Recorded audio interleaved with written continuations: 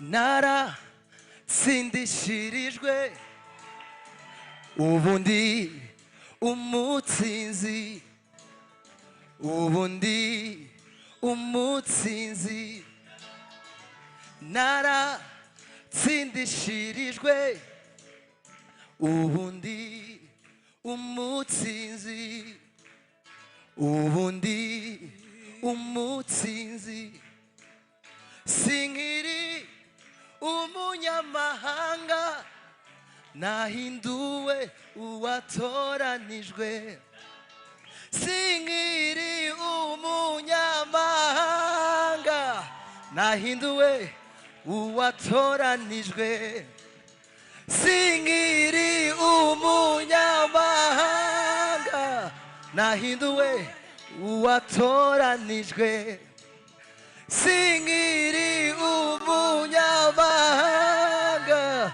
nahinduwe uwatoranijwe naratsindishirijwe ubu n'umutsinzi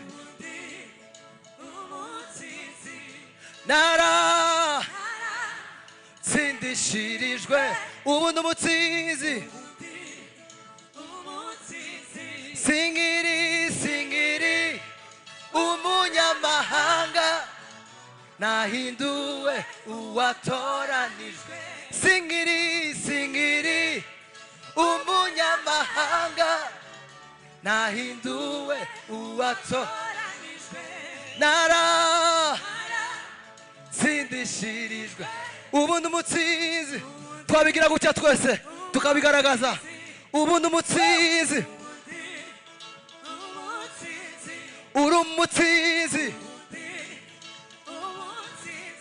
turabatsinzi urabatsinzi turabatsinzi ubutu urabatsinzi turaba ubutu urabatsinzi sinkiri umunyamahanga nahinduwe uwatoranijwe sinkiri umunyamahanga nahinduwe uwatora umva ubundu mwana wawe sininya waratsinze kuko wanoranije ukama ubugingo wampaye amahoro wampaye ibyishimo ubuwe ubundi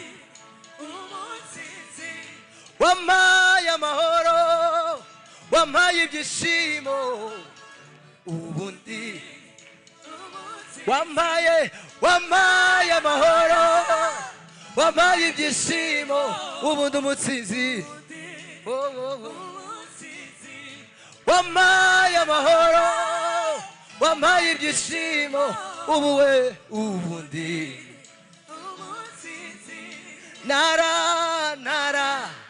naratsindishirijwe ubundi umutsinzi ubundi umutsinzi sinkiri umunyamahanga nahinduwe uwatoranijwe nta wundi mfite uvugira kumana nta wundi mfite nta wundi mfite uvugira kumana ntacyo tuzaba kuko twihishe muri ni wowe humure n'imitima ikwizera ni wowe humure n'imitima ikwizera Ebeneza manawa tuzahuye Ebeneza manawa tuzahuye Ebeneza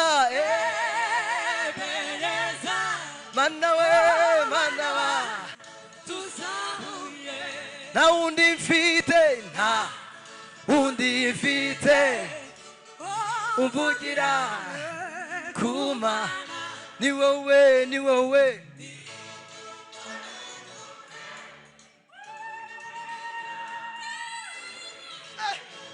Ebeneza Manawa Ebeneza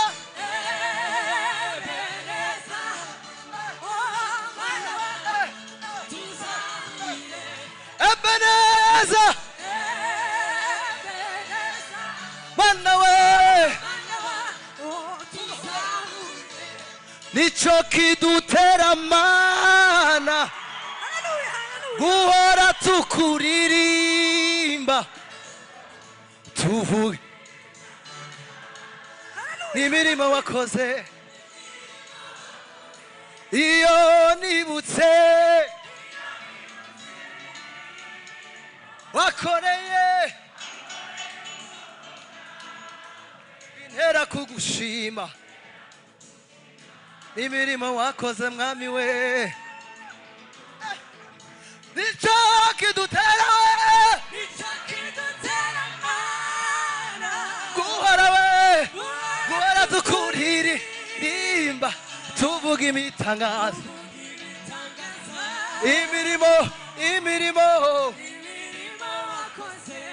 imirimo yawe mana imirimo yawe mana yose irahebuje ibyo ukora byose mana byose birahebuje imirimo yawe mana imirimo yawe mana byose irahebuje ibyo ukora byose mana iyo nibutse imirimo wakoreye ubwoko bwawe bintera kugushima n'imirimo wakoze nico kidutera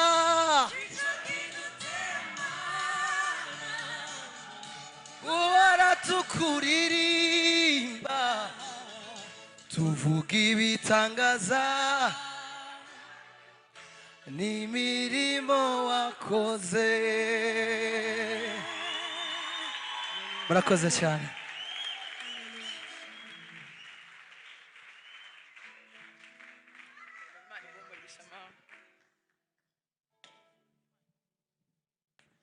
Hallelujah. Hallelujah. Reka duhe Imana yacu icyubahiro. Hallelujah. Imana ihabwe icyubahiro.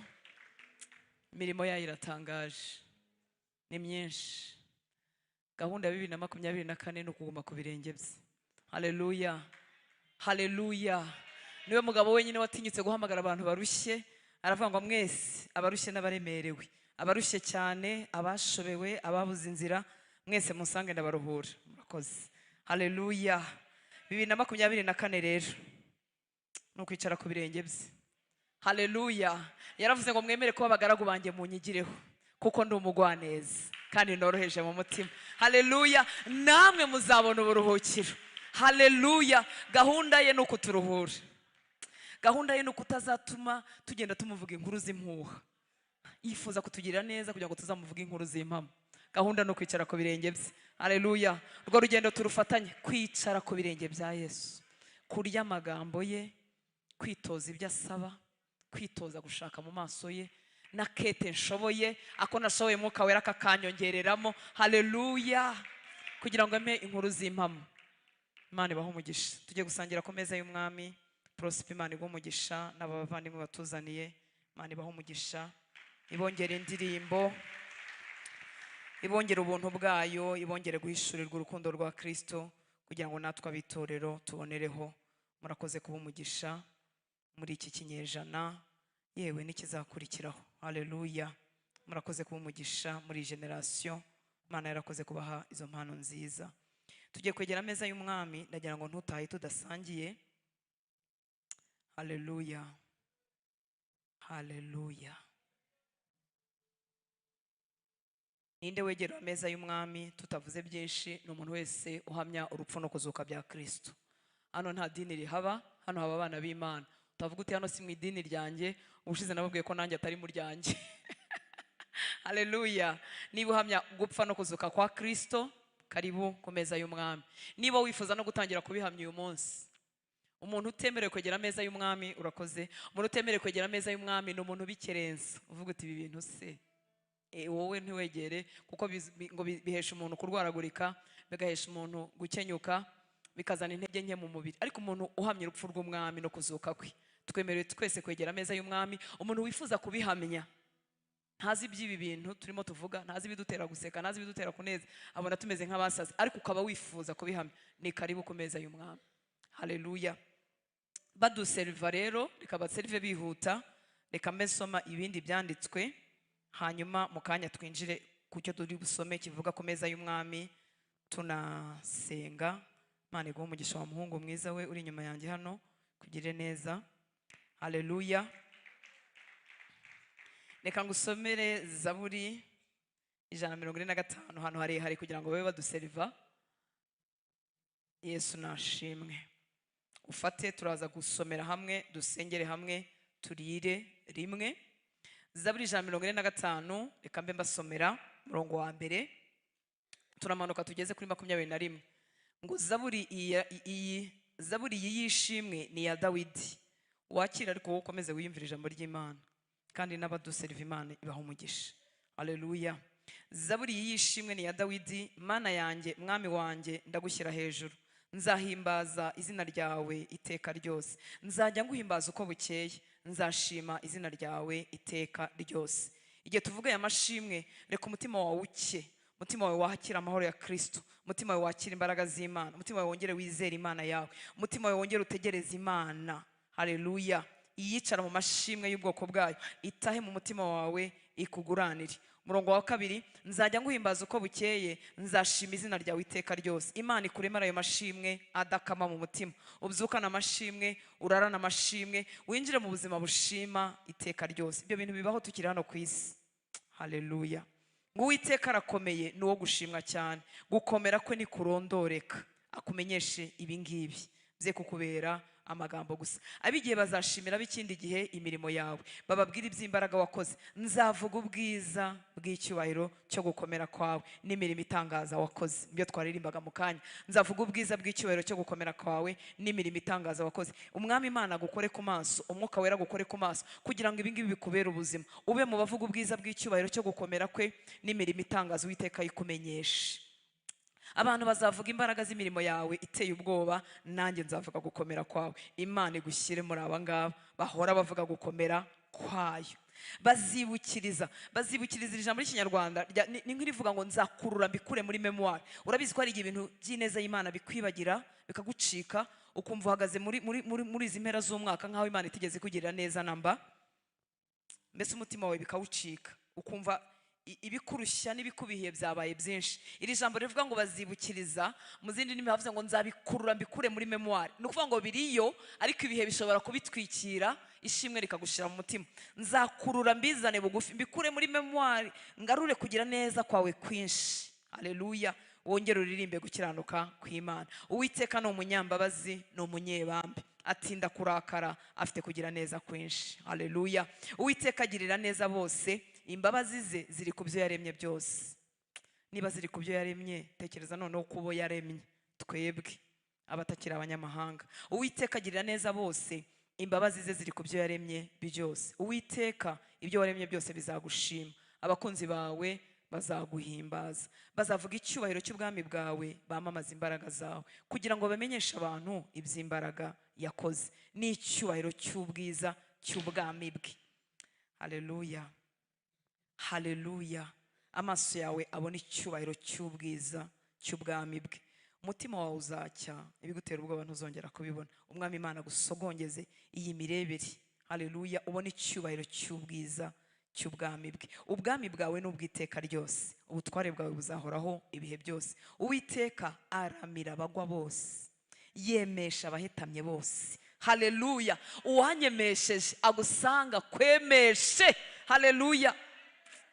Arengera abahetamye bose. yarangiza akanatwemesha.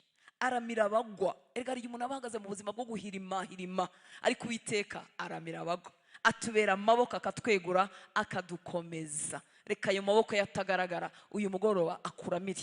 Ayanjye ntiyagushobora kuko sinagera indani mu mutima wawe, ariko ay'umuremyi wawe yakubasha. Akuramire aho wari uhirimye, akuramire aho ishimwe ryari rikamye, akuramire aho umwaka wari urangiye wumva ushobewe, amaboko yatagaragara akuramire, hanyuma akwemeshe.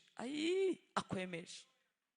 Umenye ko nawe uri umuragwa, utaragwa umunani wo kwamaza impaka.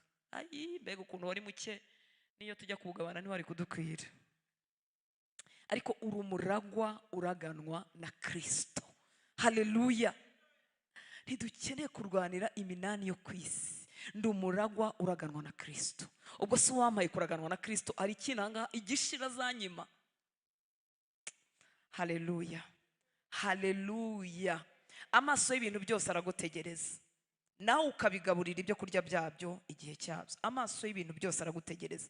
Reka amaso yawe nawe ntabure mu bategereza Imana. 2024 tumuhanga amaso, uyakure ku bantu, uyakure ku bintu, uyakure kuri 6 zawe n'ibyo washoboye, uyakure ku byakunaniye, uyahanga Uwiteka. Haleluya. Amaso y'ibintu byose aragutegereza, nawe ukabigaburira ibyo kurya byabyo igihe cyabyo. Upfumbatura igipfunsi cyawe ugahaza kwifuza kwibibaho byose. Haleluya. Urangurira kuko nkubwiye kano karongo usanzwe ukaza utaza aho kaba.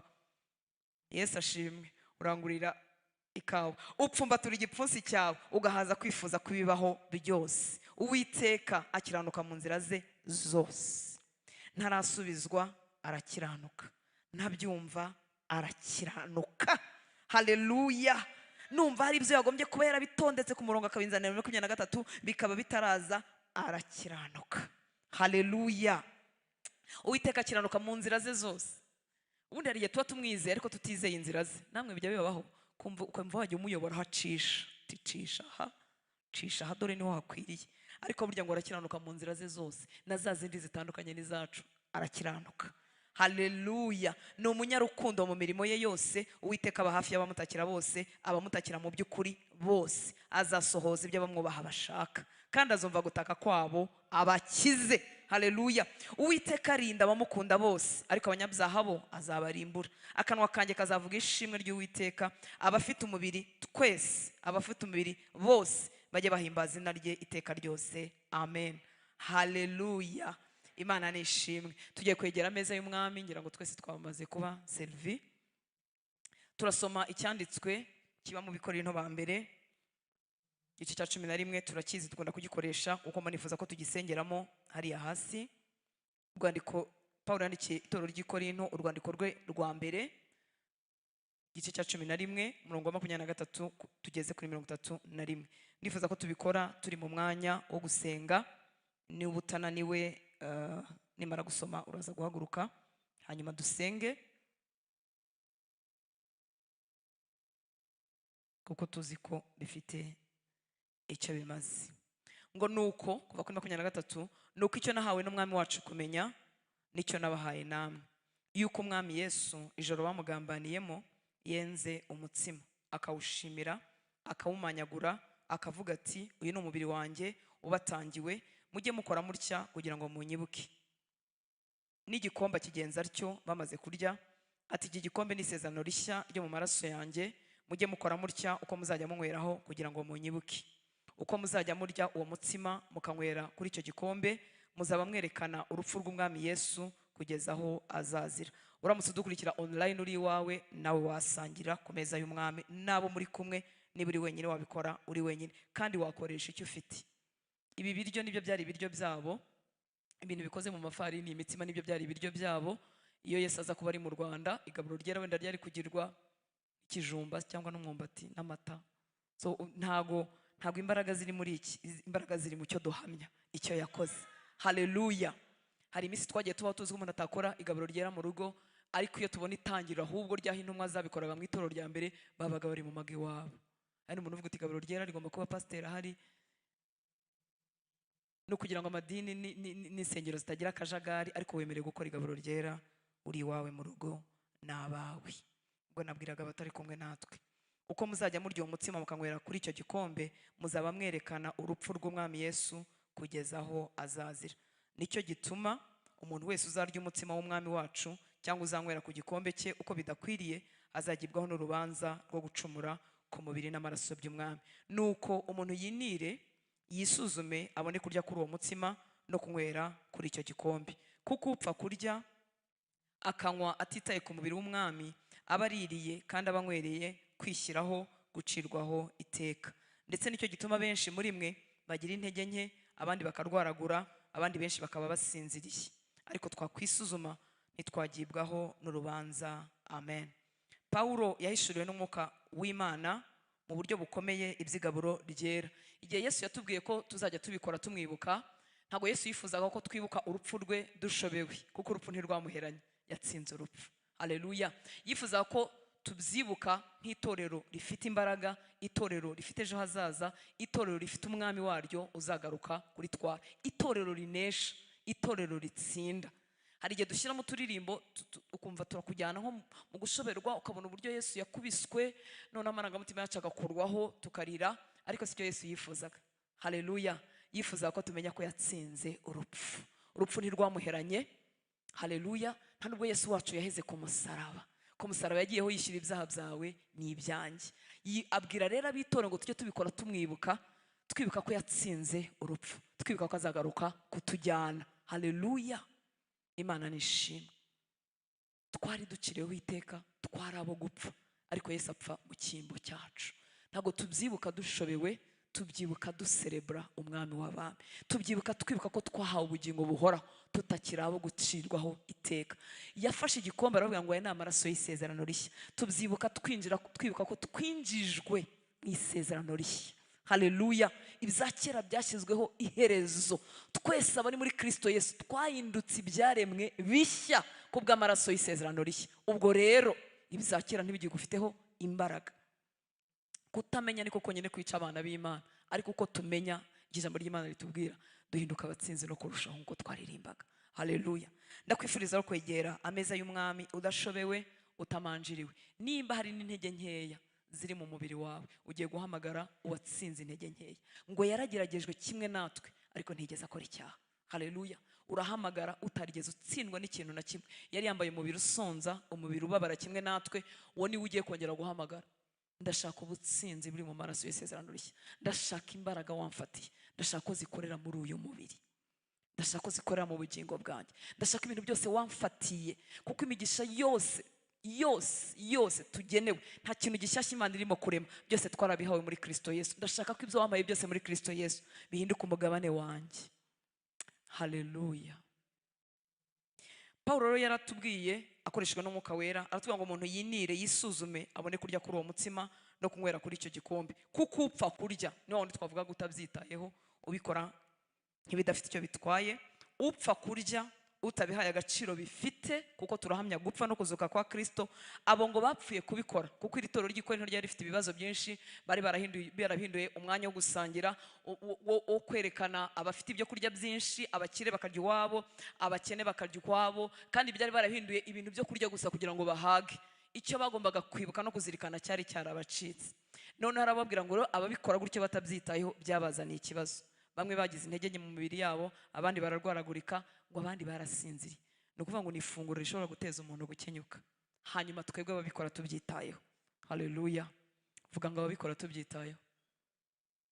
Biduhesha ikinyuranyo cy'ibingibi yabavuzeho. Byaduhesha imbaraga muri uyu mubiri wacu.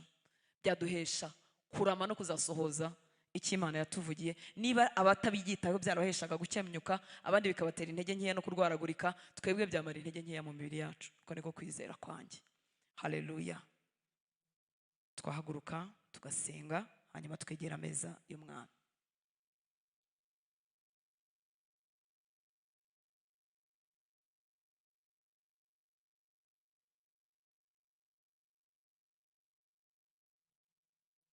Ngo n'igikombe kigenza atyo bamaze kurya, ati iki gikombe ni isezerano rishya ryo mu maraso yanjye, mujye mukora mutya uko muzajya munyweraho kugira ngo munyibuke.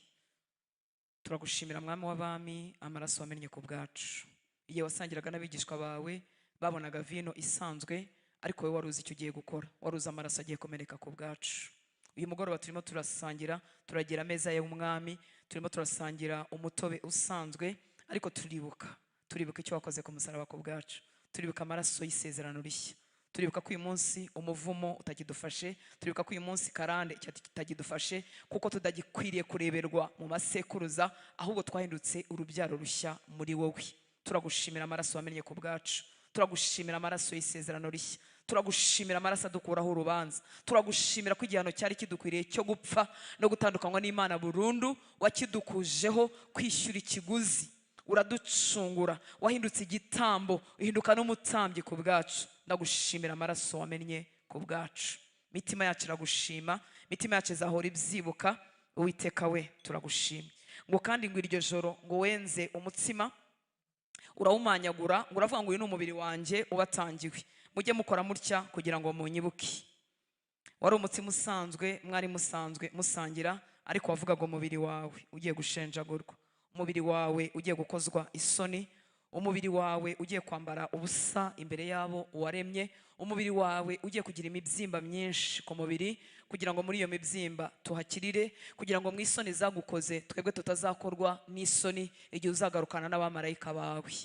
Uzatuvuga mu mazina imbere ya data, kandi mu bazakorwa n'isoni ntituzabamo. Urakoze ko wakozwe n'isoni ku bwacu. Twegera aya meza, ndasenze ngo umuntu wese unywera kuri iki gikombe, iki gikombe cy'amaraso y'isezerano rishya, imbaraga zose za kera zamukurikiranaga zose uyu mwanya zamburwa imbaraga ku mubiri we, ku bugingo bwe, ku mwuka we, mu izina rya Yesu Kristo w'i Nazareti. Ibyo twafatiwe mu maraso y'isezerano rishya, umugabane twahawe, uburenganzira twagaruriwe, umugisha uri mu isezerano rishya wose ube umugabane we. Ahari intege nkeya, ahari ukurwaragurika asimburwe n'amagara mazima, ahari ibitero by'umwanzi mu buryo bwo mu mwuka uyu munsi bimubure kubw'ikimenyetso cy'amaraso. Twongeye guhamya ibyo twagizwe byo, twongeye guhamya ibyo twahamije wa munsi twakizwaga, twongeye guhamya ibyakorewe ku musaraba i Golgotha. Twegereye ameza n'ibyo kurya bisanzwe, ariko turimo turavuga icyo wakoze nyaguhora ku ngoma, kugira ngo kibe manifeste, kigaragazwe mu mibiri yacu, mu myuka yacu, mu bugingo bwacu, mu izina rya Yesu Kristo w'i Nazareti. Igihe aba bahungu bawe n'abakobwa bawe tunywera kuri iki gikombe, reka amaraso y'isezerano rishya amanukire gusesa amasezerano yose ataravuye kuri wowe, amasezerano yose ya kera, itegeko ribi ridukurikirana rishingira ku maraso n'imivukire n'imishakire n'ibyaha twakoreye. Reka izo mbaraga zongere zicikagurika uyu mwanya mu izina rya Yesu Kristo w'i Nazareti. Amaraso y'isezerano rishya, n'icyo amaraso y'isezerano rishya akora, n'icyo isezerano rishya riduhesha, bikoreke mu mubiri we, bikoreke mu bugingo bwe, bikoreke mu mwuka we, mu izina rya Yesu Kristo w'i Nazareti. Igihe turira kuri uyu mubiri wawe twibuka washenjaguwe, ukabambwa, ukagirirwa nabi, ugakozwa n'isoni, reka umubiri w'uyu mwanya arira kuri uyu mutsima wambara imbaraga mu izina rya Yesu Kristo w'i Nazareti, kugira ngo abashe kukuramya ubudasiba, ubwiza bwe bukuririmbira ishimwe kugeza igihe azarangiza urugendo. Ndamuvugaho kurama no kuzasohoza imigambi yose umufitiye mu izina rya Yesu Kristo w'i Nazareti. Nimuye gukenyuka, nimuye kurwaragurika, nimuye indwara za karande, nimuye imivumo y'uburyo bwose yakorera mu mubiri mu izina rya Yesu Kristo w'i Nazareti. Umugisha wambare umubiri we, umugisha ukorere muri we, mu bugingo, mu mwuka, he kugira agace na kamwe gasigara karwaragurika, gasigara gatuye munsi y'igicucu cy'urupfu mu izina rya Yesu Kristo w'i Nazareti. Ndamuvugaho kurama, ibimwiba byose uyu munsi bimuhunge mu izina rya Yesu Kristo w'i Nazareti. Igituma adatunga umugisha ahora yizengurukaho, ibyacyo birangira uyu munsi mu izina rya Yesu. Iryo tegeko turarivuguruje iri joro mu izina rya Yesu Kristo w'i Nazareti. Ndamuvugaho umugisha, ndamuvugaho guhirwa, ndamuvugaho kurama, ndamuvugaho imbaraga z'ubumana, ndamuvugaho gukingurirwa ikirere cy'umwuka mu izina rya Yesu. Azashobora ibyo abakiranutsi bashobora, azahabwa izo mbaraga zo kubaho nk'uko abana b'Imana babaho. Imbaraga zose z'icyaha zimenagurike, imbaraga za karande zimenagurike, icyaha kimwizingiraho vuba, icyaha cyo mu ibanga yanga ariko akasanga yagikoze kimenagurika uyu mwanya mu izina rya Yesu. Ibihango byose byubakiwe mu byaha, mu busambanyi, mu byaha ibyo ari byo byose, umuryango wose w'icyaha wakingutse mu buzima bwe ukamwubakira ikindi gihango atabizi, icyo gihango turagishesha kubw'amaraso yawe mu izina rya Yesu. Umuryango wose wakingutse, uwo mu nzozi, uwakingukiye mu byaha, uwo muryango ukingwe burundu mu izina rya Yesu Kristo w'i Nazareti. Imbaraga z'ubumana zimwuzure, imbaraga z'ubumana zimwuzure, imbaraga z'amasengesho zimwuzure, imbaraga zo gukiranuka zimwuzure, imbaraga zo gusobanukirwa ijambo zimwuzure, inyota y'ibyo gukiranuka imwuzure, inyota yo kuba mu nzu yawe imwuzure, nawe ashingwe mu nzu yawe nk'inkingi ubutazimuka ukundi mu izina ryawe Yesu. Urakoze Uwiteka Mana Nyiringa. Irindi itegeko ribi ryose ryavuzwe n'akanwa katubaha Imana rigashyirwa kuri aba bahungu, rigashyirwa kuri aba bakobwa, rikabacira agakato kaho batazarenga, zikabashyiraho umurongo waho batazarenga mu izina rya Yesu. Iryo tegeko ryomoreye ku buzima bwabo. Dufite itegeko rishya ryo mu mwuka w'ubugingo kubw'amaraso ya Yesu. Ni umunyamugisha, arageraho Imana yamugeneye kugera, aratunga ibyo Imana yamugeneye gutunga, arabihagararamo. Ibintu byose Imana yanditse ku buzima bwe atarabaho n'umunsi n'umwe muri cya gitabo cya data, byose birasohozwa n'ubuzima bwe mu izina rya Yesu Kristo w'i Nazareti. Turagushimira Mwami kubw'amaraso yawe yahuye na yacu. Tuboneyeho kukwereka abacu dufitanye isano y'amaraso batarahuza nawe Yesu amaraso. Turakwereka abagabo bacu, turakwereka abana bacu, turakwereka abagore bacu, turakwereka abavandimwe bacu, turakwereka ababyeyi bacu batarinjira muri isezerano ry'amaraso. Ubwo dufitanye igihango nawe, ubwo wowe Yesu wahuje umubiri n'amaraso natwe abana, tukaba natwe dufite icyo duhuriyeho nabo, duhuje amaraso yo mu mubiri, duhuje igihango cy'urushakano, duhuje amaraso yo kubyara cyangwa kubyarwa nabo mu izina rya Yesu Kristo w'i Nazareti. Nabo turabakuzaniye, tubazanye muri iki gihango, tubazanye muri iri sezerano, tubavuzeho gutwikururwa k'ubwenge bwabo, ubwenge bw'abagabo butwikururwe, ubwenge bw'abagore bwacu butwikururwe, ubwenge bw'abana bacu butwikururwe. Igitwikiriza umwana Satani yabatwikirije turagishwanyaguza mu izina rya Yesu Kristo w'i Nazareti. Reka gishwanyagurike kandi kimeneke burundu mu izina rya Yesu. Nabo binjijwe muri iki gihango watwinjijemo kubwo buntu bwawe. Urakoze Mwami w'abantu, urakoze Yesu. Reka turye kandi tunywe uri mu mwuka wo gusenga no gushima. Turashimira uwatumeneye amaraso.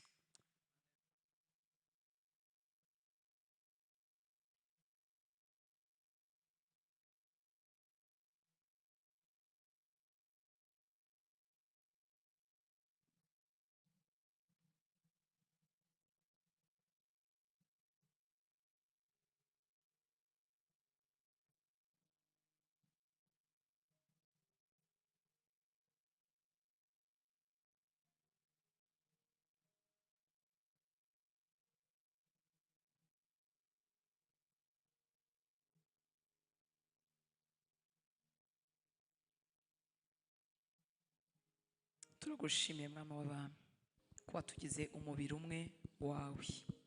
Niwe mutwe w'itorero, natwe tukaba umubiri ushyitse kandi ushyikirwamo na byose. Duhuriye kuri aya meza nk'abahungu bawe n'abakobwa bawe kuko watugize umwe muri wowe. Ni urugingo rwanjye nanjye ndi urugingo rwe, turi umubiri wawe. Umugisha wose ukomoka muri we Kristo wo mugabane w'aba bahungu n'aba bakobwa. Izi mpera z'umwaka zibahire, bagira umugisha, bahirwe, barindwe, bagende bagwiza imbaraga.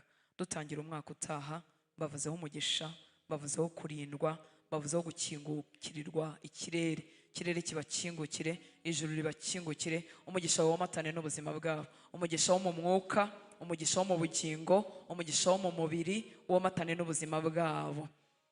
Bazawubonemo ibyiza uriya mwaka, bazahinge basarure, bazabibe basarure, bazakore bahirwe, biganza byabo bitunga umugisha, miryango yabo itunga umugisha, ababo batunga umugisha, ubuzima bwabo butunga umugisha. Reka ntihagezagire n'umuzabura dusoza umwaka uyu tugiye kwinjiramo mu izina rya Yesu. Bazaba ari amahoro, bongeye ubuhamya, bongeye amashimwe. Nkuzaniye icyifuzo kizamuka mu mutima we nk'umwana wawe.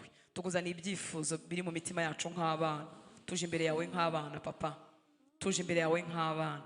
Ibyifuzo bitandukanye byo kugirirwa neza tukiri n'ahangaha ubisohoze Mwami w'abantu. Abagomba gukora ubukwe babukore, abakeneye kubyara ubakikize, mu izina rya Yesu. Bakikire, bashyingirwe, barongorwe, bahirwe mu ngendo, bahirwe mu bucuruzi, bahirwe mu majya n'amaza, bagire amagara mazima. Ab'indwara zari zarabayeho akarande, uyu mwaka ubwo gusezera indwara burundu, bagire amagara mazima, bagubwe neza. Ababo nabo batunga umugisha bishingiye ko twebwe waduhinduye umugisha. Urakoze Nyaguhora ku ngoma, mbavuzeho umugisha n'ubutabazi. Tuzagarukane mu nzu yawe amashimwe n'ubuhamya. Buze gukingurirwa ikirere, imbaraga z'umwuka zitwomeho. Aba bahungu n'abakobwa bagwirizwa inyota uko umwaka wigira imbere, kwezi nyuma y'ukundi, bagwirizwa inyota yo kuba mu nzu yawe, bagwirizwa inyota yo kuba mu ijambo ryawe, bagwirizwa inyota yo kwigishwa nawe no kwicara ku birenge byawe. Buri muhungu na buri mukobwa wageze ahanganya Nyaguhora ku ngoma, yewe n'abadukurikira, mbavuzeho inyota yawe yuzura imitima yabo, ibyaduhuguzaga bihunge, ibyaturangazaga biducikeho burundu. Inyota igwire mu mitima yacu, inyota yo gukiranuka, inyota yo kukubaha, inyota yo kwifuza kurushaho gusa na Kristo, ari yiwe umugabane wacu uyu munsi n'iteka ryose, kugeza ku minsi yose tuzamara tukiri inahangaha dutegereje kuzataha mu bwami bwawe. Papa urakoze, umugisha abana bawe bakora imirimo itandukanye kuri icyo gicaniro, ubagire neza. Hari abahungu n'abakobwa bitanze umwaka wose batizigamye, ubaha umugisha. Batanze ubutunzi bwabo, batanze imbaraga zabo, batanze umwanya wabo, batanze impano zabo mu bikorwa bitandukanye. Abatoya n'abakuze ubaha umugisha Nyaguhora ku ngoma. Abaje bafite inzara n'inyota, ababatijwe, abakijijwe, abagiye bahagarara imbere y'abantu kugira ngo bashime, maze amashimwe yabo akomeza abandi, abo bose ubaha umugisha. Abararitse, abasuye abari bacitse intege bacogoye bakabongeramo imbaraga, abo bose ubaha umugisha. Abakoze imirimo izwi niyo tutazigera tumenya yo mu ibanga, abo bose ubaha umugisha Mwami. Umugisha wawe womatane natwe. Twongeye kuvuga umugisha kuri iki gihugu cyacu, uburinzi buvuye iwawe, n'amahoro menshi, amahoro menshi muri iki gihugu. Amaraso yawe atwikira imihanda y'u Rwanda, atwikira amago, atwikira abanyarwanda, atwikira imisozi n'inzuzi, maze ibyo ushaka byonyine aba ari byo bishyirwa mu bikorwa. Ni mu izina rya Yesu dusenze, amen. Haleluya. Umwami Yesu abaho umugisha. Murakoze kwihanganira uyu mwanya. Reka turamukanye, duhane lifti, dutahana amahoro ya Kristo. Tuzongera guhura ku wa gatatu. Amateraniro azongera kubaho ku wa gatatu w'itariki 3. Imana ibagirire neza.